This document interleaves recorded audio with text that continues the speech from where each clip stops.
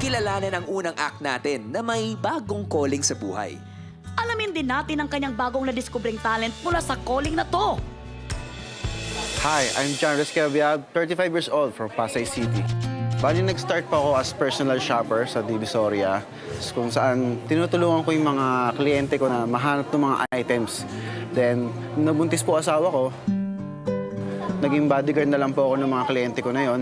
So, sinasama ko siya kasi takot sila eh. Tumigil naman po ako sa pagiging bodyguard ko nung nanganak na po yung misis ko. And ngayon, isa na lang po akong house husband. Bukod po sa paglalaba, I can play piano.